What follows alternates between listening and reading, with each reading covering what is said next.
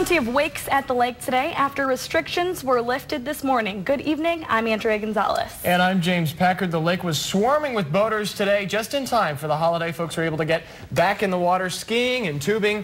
Water levels at the Lake of the Ozarks still sit abnormally high, though. The Bagnell Dam floodgates remained open today, as you can see, to let the excess water flow downstream. While the atmosphere was positive at the lake today, the Missouri State Highway Patrol warns concern still lingers. It's been crazy. It's been really busy. Everybody's just really excited to get back out on the water. We do want people to still exercise the highest degree of care. There's still quite a bit of debris in the water, and there still are some seawalls that are underwater, so a large wake will still roll over those seawalls.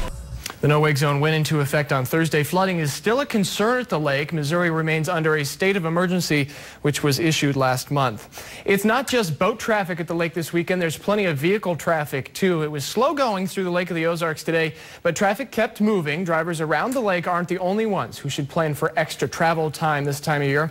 MoDOT says I-70 drivers should also expect road work coupled with the holiday traffic to slow things down. The interstate goes down to just one lane in both directions from the Blackwater Bridge in Saline County to the Cooper County line.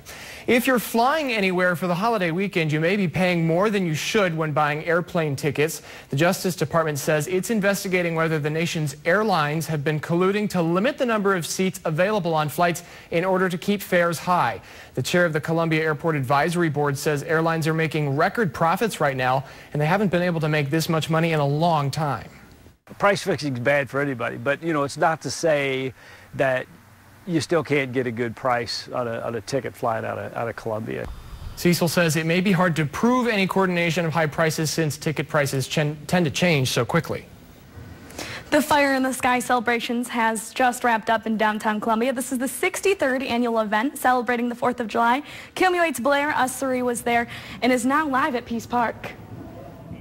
Thank you, James and Andrea. And as you can kind of see behind me, it's a little dark, but people are leaving. It is the official end of the 63rd annual Fire in the Sky celebration. Now, this 4th of July event had some live music and food for those who did attend. Streets are still barricaded off over here on Elm and Locust, 5th and 6th Streets. Those are barricaded for safety reasons. I did catch up with an out-of-town man who says he attends this event just about every year with his family. Well, you're in the shade, got live music, great food nearby, and a great view of the fireworks. So again, it's really great, and be spared staying at home, do it yourself. I spoke with the event coordinator earlier this week that said the roads will be available again tomorrow. I know I speak for everybody at KOMU when I say happy 4th of July. Reporting live from Columbia, Blair Ussery, KOMU8 News. And Jefferson City was also decked out in red, white, and blue today for its annual festivities. And people from all over Missouri traveled to attend. This was day 2 of the Salute to America Festival. People there can enjoy rides, music, and events like a hot dog eating contest. Fireworks will go off, they went off behind the Capitol at the end of the night. KOMU8 spoke to one family from Washington, Missouri, and they explained why they traveled all the way to Jefferson City for the 4th. It's boring there. No, we were looking for something different. Each year around the 4th of July, we try to do something really unique, create a different memory. And we were like, why not? Let's go up to Jeff City this year. There's the Salute to America Festival, and let's give it a shot.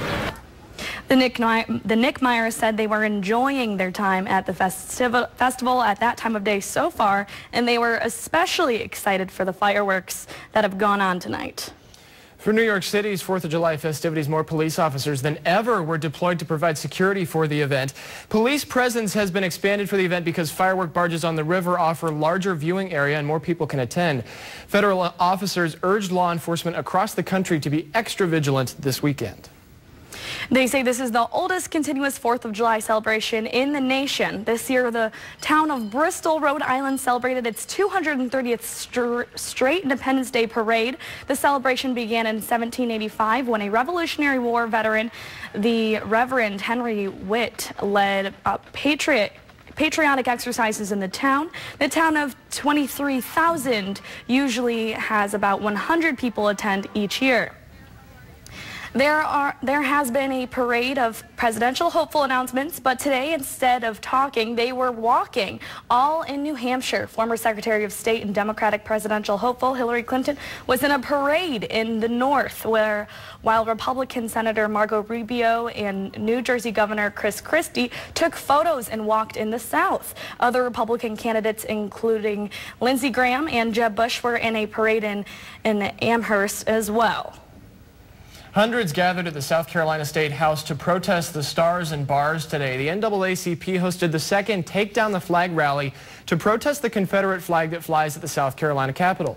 Yesterday, a woman was arrested with a 15-inch knife after jumping the fence after taping a poster with biblical references and the Pledge of Allegiance to the fence. We had a great day of sunshine. Let's check in with Sydney to see if this is going to continue. And good news, the sunshine is going to continue into the rest of the weekend, but right now current temperatures are very comfortable across central Missouri. For those still out watching fireworks, very comfortable. 73 in Columbia, 72 in Jefferson City, Boonville right at 69 degrees, and Brunswick checking in right at 70 degrees for our Saturday evening. Taking a look at our satellite and radar, still very clear across central Missouri, and that's going to continue throughout the rest of the weekend. Also, tonight we are going to cool down just a little bit with the low right around 65 degrees and just a light wind from the southeast. We do have a chance for showers and thunderstorms as we start up the work week, but I'll give you your 8-day forecast coming up in just a little bit. You can get typical fireworks at any old stand. But we will show you one fireworks stand that is giving more than just a few big booms. And here's a live look over Columbia just a few minutes ago. That was Fire in the Sky, wrapped up about 9:30. Watching KOMU 8 News at 10, coverage you can count on. Like most fireworks stands, Fireworks for Life offers bottle rockets, smoke bombs, and sparklers. But they also offer something most other stands can't: hope. KOMU 8's Abby Rice has the report. It's a feeling are a little bit brighter. Since starting this campaign, Fireworks for Life has raised nearly $60,000, some of which goes to local youth groups that help run the stand. Jim Edwards says he hopes to open fireworks stands like this one in other counties of Missouri. For more information on the stand, you can go to our website, KOMU.com. The Royals tried to handle their division rivals this evening, but the Twins' bats were just too explosive. That's later in sports.